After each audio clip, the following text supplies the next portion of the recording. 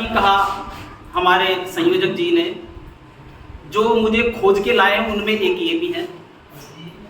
हाँ, सच्चाई है, सच्चाई उसको पीछे नहीं छोड़ना चाहिए। जो सच वास्तविकता होती है उसे आप कितना भी छिपा लें वो बाहर आ ही जाती है।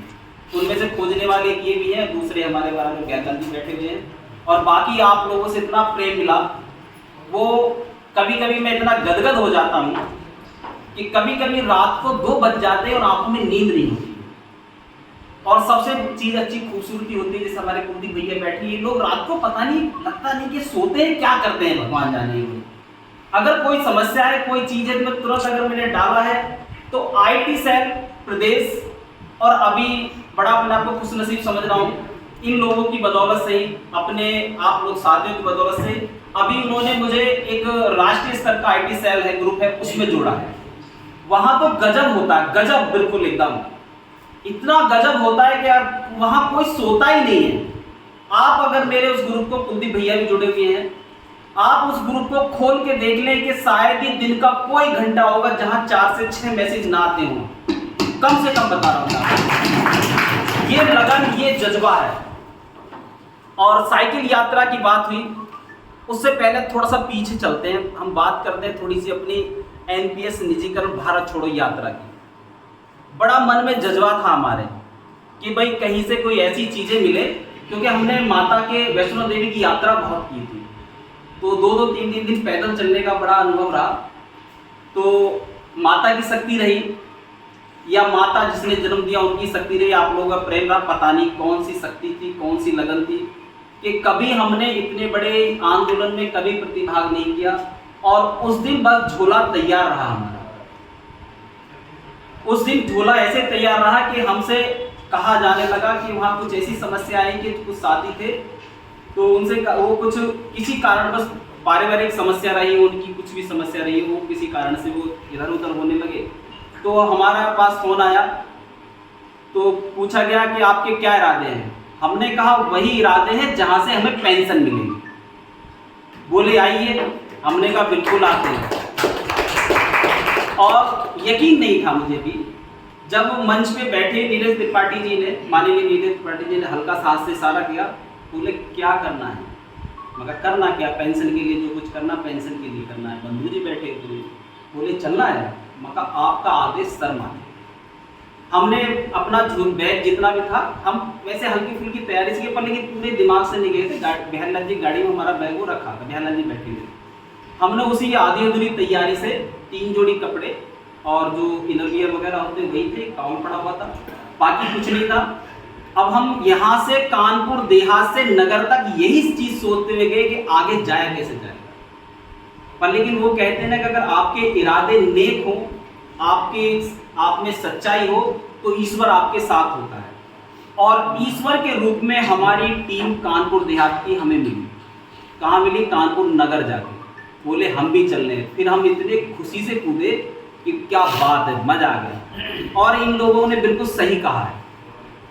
जैसे वहाँ काम था IT सेल का या सोशल मीडिया का काम, मैं मानता हूँ हर किसी के, देखो मैं कहता नहीं हूँ, पर लेकिन उसके लिए बहुत दम चाहिए, बहुत दम। कुलदीप भैया बैठे, प्रमाण की आवश्यकता नहीं है, बैठे हुए हैं।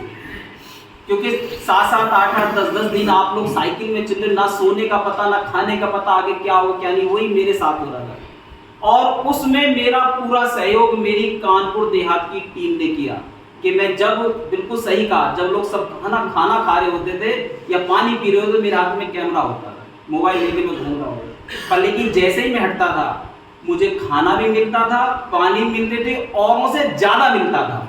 ये मेरी टीम की खूबसूरती थी, बहुत शानदार। इसलिए फिर मेरा जोश बढ़ गया। जहां मैं 2 या 3 दिन के लिए सोच के गया, फिर मैंने कहा अगर ये जहां के लिए कहेंगे, जहां तक कहेंगे, मैं पीछे नहीं हटने वाला। और यकीन नहीं मानेंगे, कोई किसी यात्रा को, बहुत से लोग सोचेंगे बड़ी खर्चीली यात्रा रहेगी, नहीं, इतनी खर्चीली यात्रा नहीं होती। अगर आप अच्छे कर्म में, सत्कर्म में निकले हुए हैं, सामूहिक कर्म में निकले हुए हैं, तो खर्चीला कुछ नहीं होता आपको। और जो खर्च होता है, हमारे संयोजक जी का खर्च हुआ था, रिजर्वेशन भी वापसी का इन्होंने ही करके दिया था। पूछे बैठे, सच्चाई है ये, आज भी शायद उनकी लॉगिन में पड़ा, वापसी भी नहीं की, उससे हुई थी। बड़ी शानदार यात्रा रही। उसके बाद धीरे धीरे अटेवा से इतना लगाव लगा कि प्रदीप भैया का जब कुलदीप भैया का मैंने जब गाड़ी से उतरी साइकिल यात्रा के दौरान, तो इनका बैग देखा, मेरे मन में ये तेरा बैग कहाँ है, तो ध्यान आया मेरा बैग तो घर रखा। तो मैंने हल्के से कुलदीप भैया से कहा आप पहुंचिए, 2 दिन बाद हम भी आए। 2 दिन बाद फिर मन में थोड़ा सा घर की समस्याएं होती हैं, क्योंकि बड़ा होने के नाते बहुत जिम्मेदारी है, तो हमने सोचा थोड़ी समेट ले जिम्मेदारियों को, थोड़ा सा घर लेके चले, थोड़ा सा बंधु जी के पास लेके चलेंगे, कुछ वो भी तो देखें जिनके लिए चले। पेंशन की समस्या उनके ऊपर छोड़ दी, घर की समस्या निपटा दी और चल दिए। और बेटे का बर्थडे था 3 अक्टूबर का, आने का पक्का नहीं था, तो हम लोगों ने क्या करा, जिस दिन मीटिंग चल रही थी उस दिन कुलदीप भैया भी जुड़े हुए थे मीटिंग से, उस दिन जब मीटिंग चल रही थी तो उस समय हमारा 3 अक्टूबर का केक 4 दिन पहले ही कट रहा था। आप सोच सकते हैं 4 दिन पहले काट के माता बोली हमारी तुझ में कोई भरोसा नहीं, तू कब आए कब ना आए, क्योंकि उन्हें भी मैंने बता दिया, वो भी रात को देखते काम हम करते रहते थे अटेवा से, बोले हमारा कुछ भरोसा नहीं है। तो बड़ी शानदार है, नाना जी हमारे यूपी पुलिस में रहे, तो वो पेंशन के लाभ को जानती है, तो इसलिए उनका पूरा सहयोग परिवार का, जितना इस अटेवा परिवार का मिलता है इतना ही उस परिवार का मिलता है।